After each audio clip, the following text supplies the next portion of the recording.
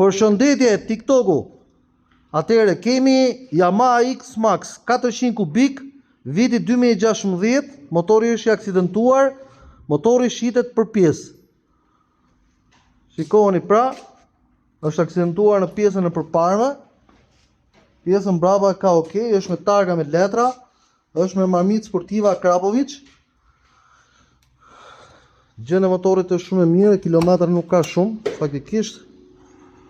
Ka vetëm 26.000 km, motori është në gjendje perfekte, ndez.